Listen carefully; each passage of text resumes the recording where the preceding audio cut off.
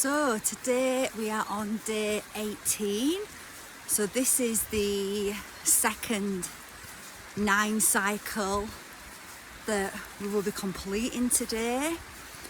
And you know, the message that's already starting to flow in is about flow. So I'm just going to ground in, and then I'll be back with some messages connected to the energy of flow.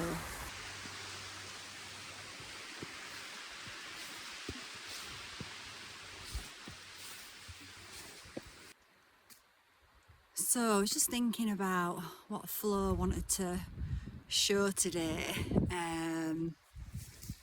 but I'm a poet. You know, I just realised that I put on my ebb and flow jumper today, which I would never normally wear up the mountain, but I just was guided to wear it today. Now I realise why, because the message that was going to come through was flow. So when I think of flow, I mean, there's so many different ways that we can flow with life, right? You know, and you think we could be flowing with the waters, flowing with the wind, and just allowing the wind to take us where it takes us, right? No schedule, no plans, just being spontaneous, just flowing with wherever the winds want to take us. We can be just allowing ourselves to be where we are without trying to fix something, change something. You know, when we're in a flow, it's, you know, when you think about flow, for me it feels really soft, right? It's soft, it's, you know, it's flowy, it's soft, it's movement, right? It's moving. Sometimes that flow is moving slowly, sometimes it's fast. But it's like a current, a stream, a slipstream almost that you move into. And it's almost like when you align with that slipstream of energy, of flow, now you're being carried, right? So you're not pushing, you're not trying to work things out, you're not planning everything, you're in a slipstream and you're being carried, and things are coming to you and being presented to you, choices to make along that flow path.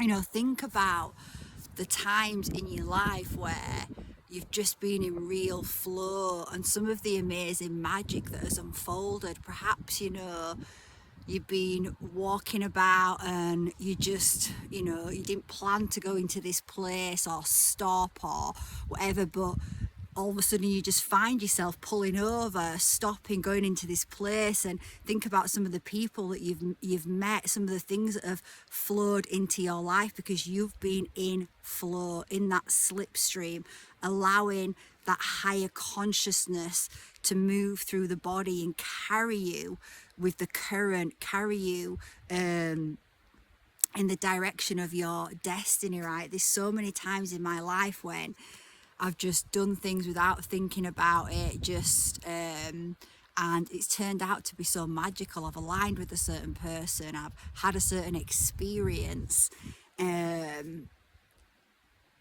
So just have a think about that. I think we're being asked, the mountain's asking us to just think about what flow means to us and how good it feels, right? It feels good to be in flow, because if you're in flow, then what's the opposite of flow? It's like being in stagnancy or resistance, or, you know, you're in resistance to something. So when you're in flow, you're not in resistance, so it feels good. It's like a letting go, it's like a release, and you're allowing an intelligence to move you.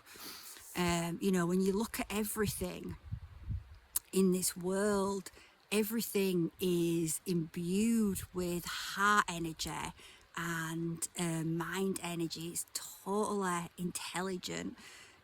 Everything is designed so intelligently, and like we were kind of talking about yesterday, when you start to really open your eyes and feel with your whole body, you can start to see beyond the surface, right? You can start to see the energy, you can start to see the patterns that are emerging, that are all around us.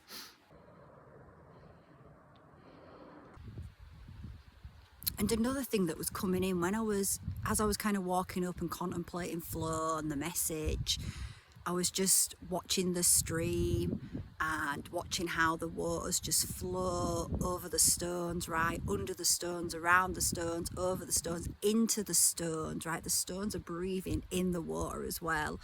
And as I was watching it, I was just sort of thinking about how, as the water's flowing down, it doesn't see a stone and be like, shit, better get back up there. It's not freaking out. It's not like, holy shit, there's an obstacle in my way. What am I going to do? Because the water knows that it can just flow. It can flow around it. The water knows there's many different paths that it can take when it's faced with an obstacle, right? It can flow around it, it can flow under it, it can flow over it, it can go through it. And as the water does that, it starts to carve out a path for itself, right? It starts to create even more flow for itself. And eventually that rock starts to be integrated into the water, and we can see, hopefully through that, you can see the metaphor of our life, right? As we start to flow with our life, and when we come across what we perceive as an obstacle, if we turn back and run because we're like, oh, I can't deal with that, then we're just going to find that that obstacle gets bigger and that more obstacles are placed there, because we're not realizing, we're not embodying the fact that, like I said before, wherever there is a problem, there is a solution. There's always a way around an obstacle, around it, through it, over it, or under it. There's always a way. And when we start to face things like that and we use our courage, then we start to integrate those obstacles. Eventually, when we start to come across things that are similar, we no longer even see them, feel them. They just pass us by because we've integrated that obstacle, that lesson, right? I really kept that in, when I was going through my, when I was working in finance and I was in the corporate world, and I would face many challenges that really were difficult for me, and as I was moving up, it but I never ran away from any of them. I wanted to at times. I thought, oh God, can I do this? This is going to be so hard. But I never ran away, because I had this thought in my mind: if I run away from this, then it's going to grow, and the universe is just going to give me more of these, because it's asking me to grow rather than let that obstacle grow. It's asking me to grow, so it's no longer an obstacle. So now I'm integrating the stone, or I'm flowing around it, I'm flowing over it, I'm flowing under it. So there's a message there for us. That is what allows us to, so we can look at the river, right, and we can see that lesson that it's teaching us. The nature, the mountains, the water, the air, the earth. This is an elder being. These are elder beings. These are beings that have been in existence for billions of years, right? And they hold great wisdom, and they show us how to be in our natural flow rhythms. And like I said with the water, there is things in its way. It's not just got a clear path, but the water just flows with it. It doesn't resist it. It doesn't see it as an obstacle. It sees it as something to integrate. And it's showing us that lesson in our lives also.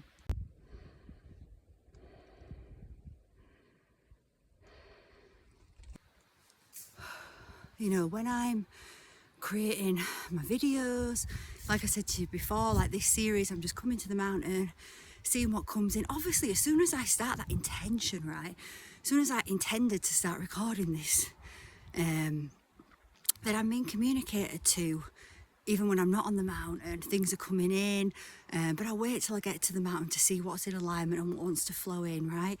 But as soon as you start that intention, I started to move into that slipstream.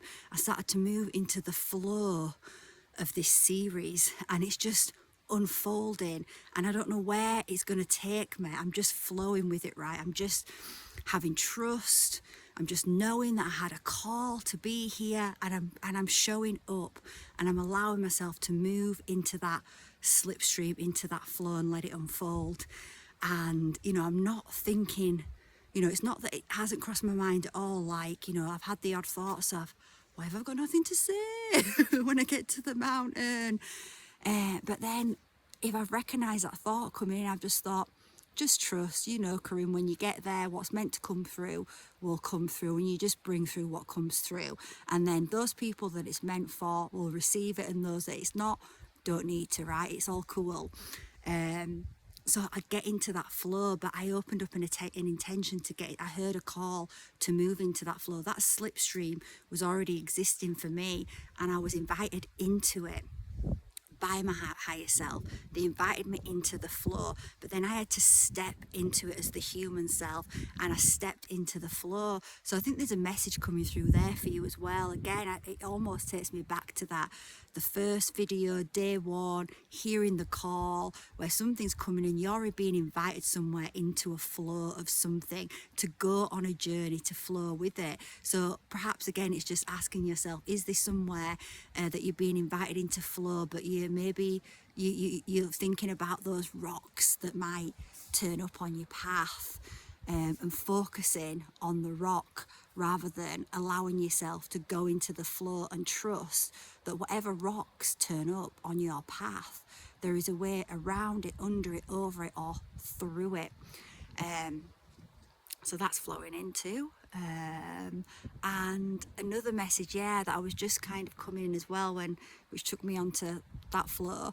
When I am here recording, and sometimes it's just like this flow of this stream of energy streaming through me, and I'm communicating, and often when I get home I can't even remember everything that I've communicated that's come through, because I've been so in flow that it's just flowing through me from my higher consciousness, right? Everything that it's like the examples that need to come up to help to bring through the metaphors or the stories that help you to see the parallels in your life, help you to be able to embody it from your perspective. They just flow in. If you think about all the experiences that we've had billions of experiences, but that flow comes in and brings in what is needed at that point to continue that flow. So when we get into flow as well, when we're in a flow, we often,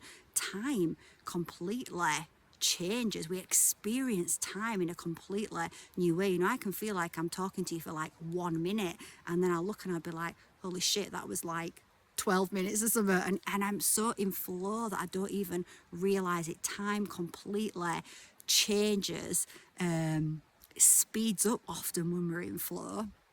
Well, that's how I can experience it a lot, that it speeds up, although sometimes I can be in flow and I can experience it expand and slow down.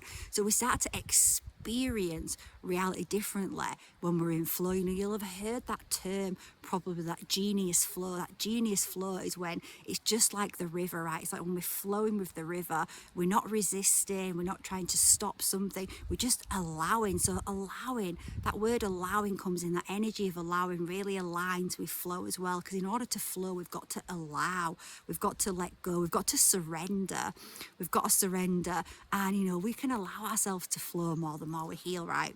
The more we go on these journeys, the more we expand our consciousness, the more we heal, we grow, we integrate soul, well, the more we're going to flow, because our soul, well, it flows, right? It's total flow. It's just a stream of intelligent energy with just an endless amount of wisdom. So the more we do that, the more we can surrender, because we have less fears, and we have these knowings that, well, if a rock turns up on my path, I'm going to be able to handle it. We just know we can handle it. I mean, look back in your life and just think about everything you have overcome. Souls are warriors, and it's only when we get trapped in the mind, really, that we start to think that we can't do what we can do. We can do so much more than what we ever imagined that we can do. So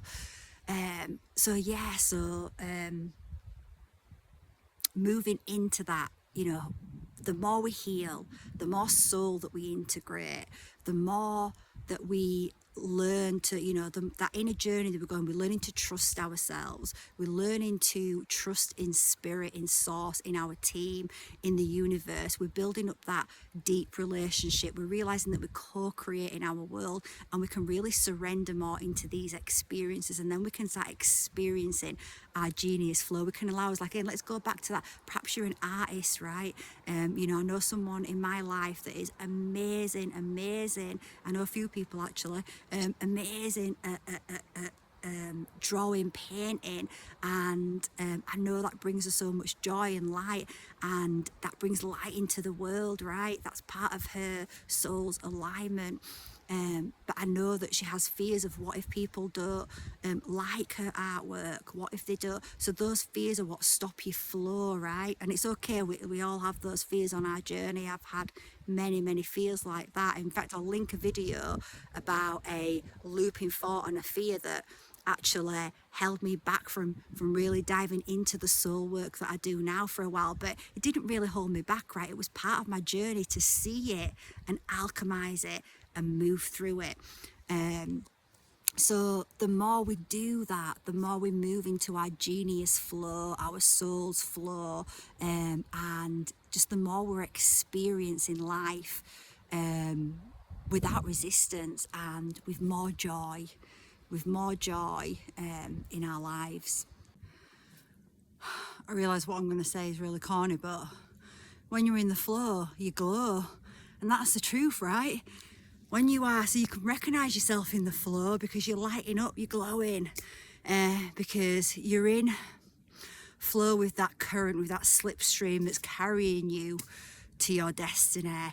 Or I shouldn't say to your destiny, because the whole path is your destiny, the whole path, right?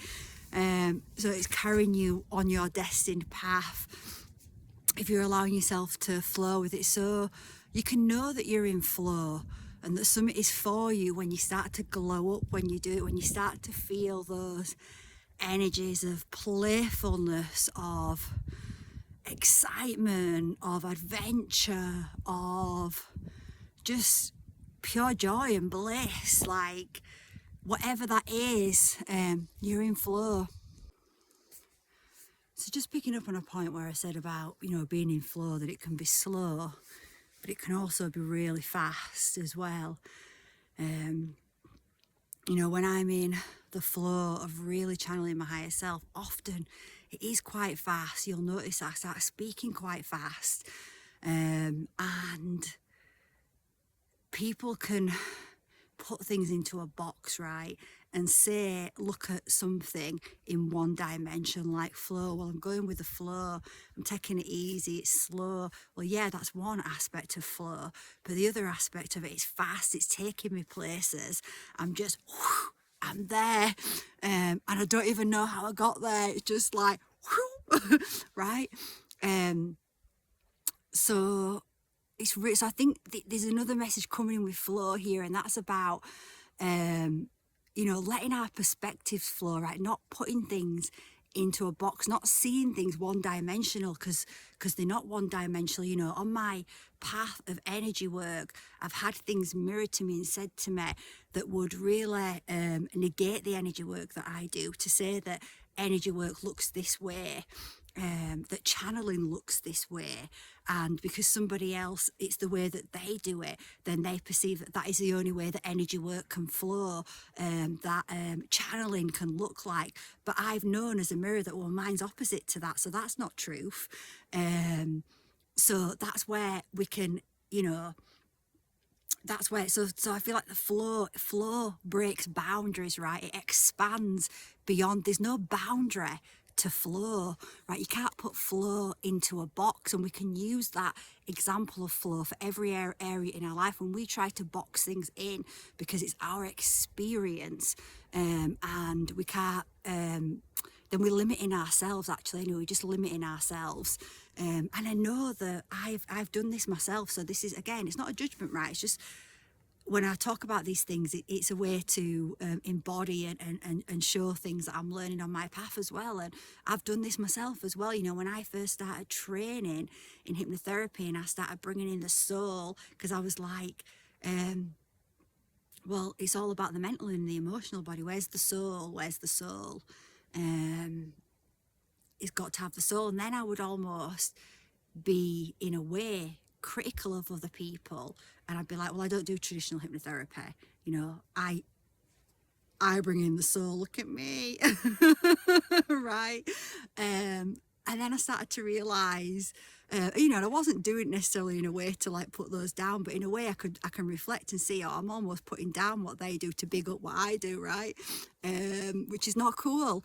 And it's like, you know, there's different ways to flow with energy work, and even if they're not focusing on the soul, they're still working with energy, and they're still doing amazing work and helping people to move on to higher timelines and to release things. So that extra message just wanted to flow in there. I wonder how many times I can say flow in this video.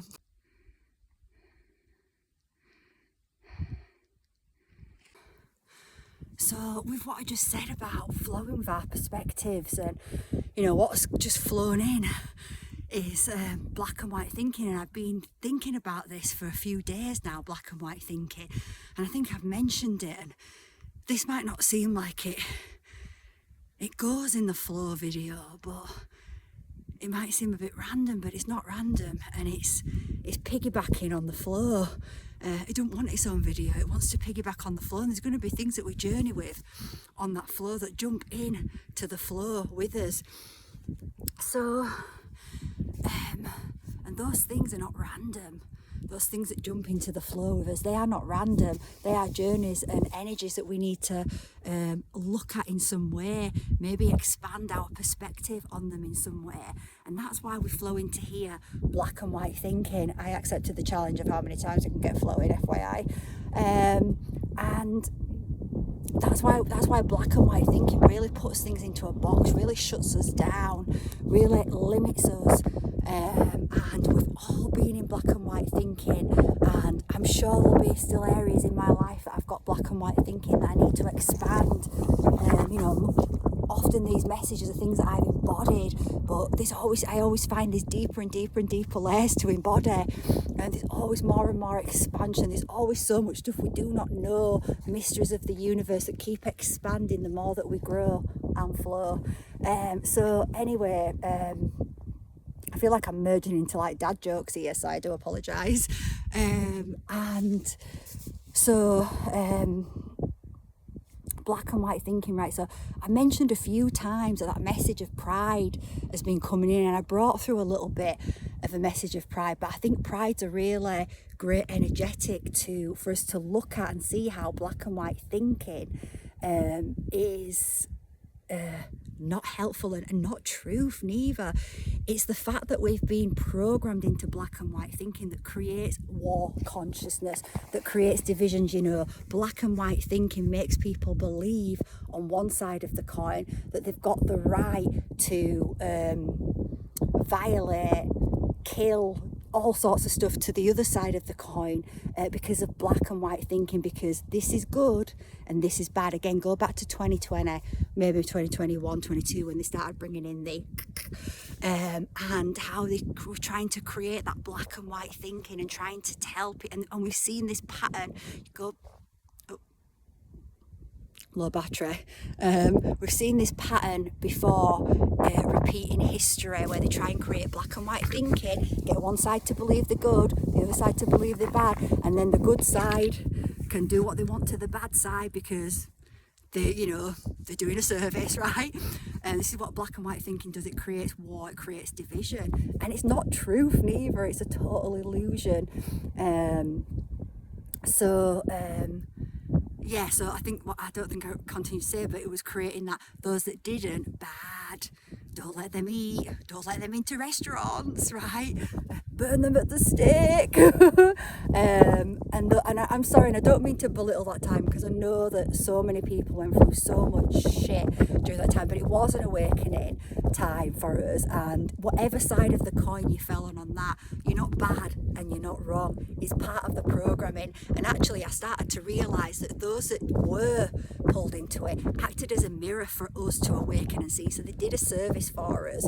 So there we go. That's an example of black and white thinking. Like, I could look back at that time and I could be like, you were wrong. You caused all this, taking away my freedoms, trying to force me to have something in my body that would harm me, through pressure, through shaming, through ridicule, through all this kind of stuff. But that's not truth, right? I can look at that and be black and white thinking.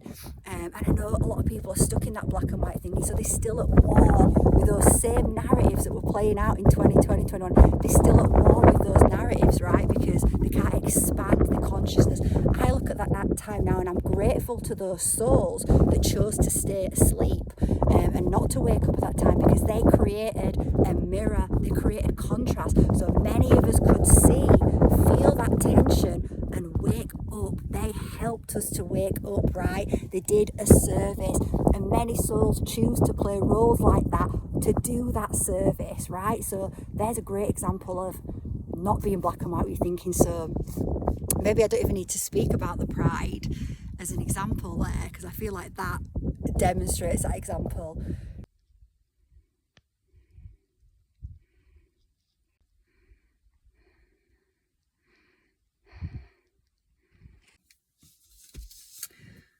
Okay, so there was a bit of extra message coming through, but I'm filming it in my car because my battery died, and this memory came in, and I was like, oh, this memory is related to something I said like earlier, and I thought, oh, this video is not going to flow. And then I was like, how ironic if my flow video doesn't actually flow.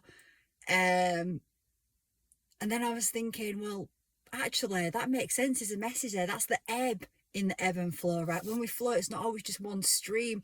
There can be many streams of flow, like many rivers, but it's that they all come together and merge together. So you can bring your own flow to this video and find the messages, bring together the parts that resonate for you, and the rest can just ebb the F off, right? So anyway, so what was coming in was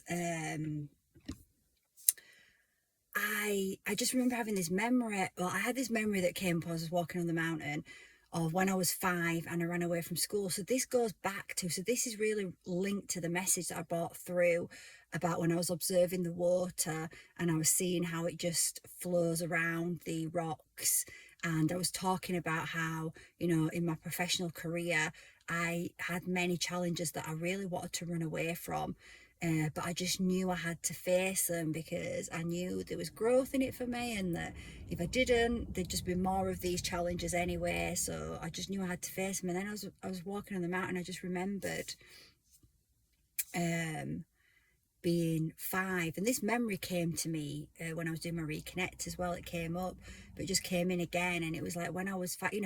Pay attention to the memories that come up when you're listening to these videos or in your life, because there's a message there for you. If you think about all the experiences that you've had a lot of experiences, billions. So when a memory comes up, there's something, it's showing you something, right? There's a message there for you, a reflection, an observation. So when I was 5, I remember now that I was like, the teacher was asking people to read in the classroom, and I knew she was going to ask me. I just knew it. I always got picked for things. I was like, she's going to ask me, and I thought, I was really scared of reading out aloud in class because I struggled with pronouncing certain words, and I didn't want to make a fool of myself. So I thought, right, I'm going to have to run away. So I asked the teacher to go to the toilet, and she let me, and I ran straight to the cloakroom, grabbed my book bag, and then I ran to my grandma's. She was like literally 5 minutes away from the school. She used to pick us up, and when I got there, I told her that it was teacher training day in the afternoon, and they sent us home. Obviously, she didn't believe me. She's like, they're going to send a 5-year-old home on her own. It's like, no. Get me thinking I'm so smart, but I was so afraid, and all I wanted to do was run. My mind was saying, run away, run away, run away, and I ran. And my nana was like, absolutely not. She didn't let, I was upset, I was crying, I'd told her the truth. And she could have been like, okay, that's fine, Corinne, just stay at home. But she didn't, and she taught me a really valuable lesson. And I just realised this now that my Nana taught me this. Thank you, Nana. And she took me back to school. She took me back. She was like, nope, we've got to go back.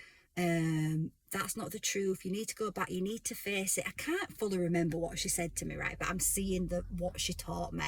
And she took me back to school and spoke to the teacher. And obviously the teacher was absolutely fine with me. She was just relieved. A teacher wants a 5-year-old going missing in the class, do they? So she was just relieved. And she, I didn't get into any kind of trouble or out like that. It was absolutely fine. But my Nana taught me something really important there. She taught me to face my fears. She taught me that there was nowhere to run or hide, that I would have to eventually go back and face it. So that was such an important lesson that she taught me there. And then I carried that, and I didn't even realize, right, but I carried that into all of my experiences that I went through in my life, all the times that I faced where I wanted to run, and there were so many that I didn't want to do I didn't want to do a presentation in front of all these people. I didn't want to, just so many things I didn't want to do, but I did it, I faced it, and I went through those obstacles. I flowed with it, and I started to integrate. So it came to a point where they're just not obstacles anymore, they're integrated. So that just came through to bring through for you as well. So like I say, I realise this video might not flow, but that's the ebbs. And you can bring it into your own flow and take whatever works for you out of this message. But anyway, so I've just finished day 18, so that's 2 9 cycles in the bag. Whoop, whoop. So tomorrow is day 19, and this was coming in a few days ago for me to do a day. So I'm letting you know now, because that day 19, I'll be doing a day in silence. So I'm not going to be speaking any messages as I go around the mat. And when this came in, I was thinking, how the hell am I going to do that? And I thought, there's a way I can still communicate without speaking. So there will be writing on the video for you to connect to. So it's going to be a different kind of a journey that we go on day 19. So I'm going to be filming the walk, so you get some of the scenery, and then I'll be writing messages. So I don't even know right at this very moment what it's going to be like or what's going to come forward, but I think it'll be just interesting to see how that comes in and how we connect to these messages from the mountain in a different way. So that's going to be day 19. So I'll see you then.